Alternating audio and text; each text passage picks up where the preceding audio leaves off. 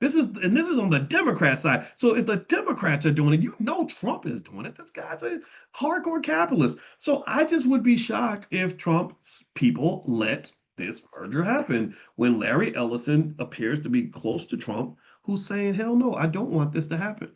So I don't know. Again, not telling you what to do, but I don't think Netflix is gonna be able to do the acquisition. But if it happens, then I will come back and I will admit that I'm wrong. I will apologize and I will say, man, I got it wrong. And then I will go and collect my money if Netflix stock goes up. How about that? Because I'm a shareholder in Netflix. I'm rooting for you, Netflix. I own Warner Brothers, but I sold it when the takeover bids came through. I bought it because I like the Superman movie. So that was a short-term hold for me. All right, what else might be good to invest in at this time? There's lots of stuff out there. Let me give you something here. I'm gonna put this in the chat. You can grab it. It's a list of, if you don't own any real estate yet, here's a list of my favorite real estate investment trusts. Don't just buy into stuff that gives you that quick hit. Buy into stuff that's going to give you long-term value and cash flow and financial security. The stock market is not a casino. You know, you can have some fun for sure, but when it comes to your generational wealth, getting rich quick is hard, but getting rich slowly is easy. Everybody should be getting rich slowly for sure. So there's the list right there. You should see in the chat. Let me know if you see it. I just put the link in there, and that's a list of some real estate investment trusts that I like. If you want, I also have a training called How to Make Money Without Working. So if you text the word money to the number 87948, I'll send it to you. So text money to 87948. Let's see here. What other questions? I want to be a good and faithful servant. Okay, good for you. Matthew 25:14. Right on. I love that. Biblical, but the Bible has a lot of wisdom. Um, Next, let's see. You don't always need talent to get paid. Amen to that. Yeah, some of these people out here ain't got no damn talent.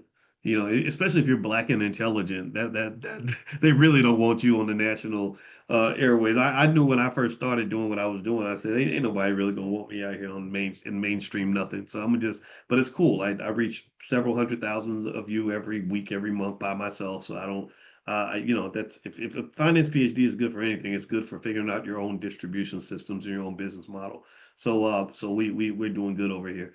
All right, so let's see here. Why would Netflix want to own HBO shows? I think it's because of the bureaucracy. I think that the bureaucracy of traditional media is a hamstring for companies like Netflix. I don't think companies like Netflix are their strength is that they have this flexibility. They're not bogged down by unions and bureaucracy. See, Hollywood fell under the weight of its own arrogance. Like Hollywood has fallen apart because it's got this traditional way of doing everything. And you have people that don't give a damn about the business side of anything. So they're like, we're going on strike. And I get it. I understand writers get pissed and they want to make sense. But now Hollywood has pretty much fallen apart because the business model wasn't working.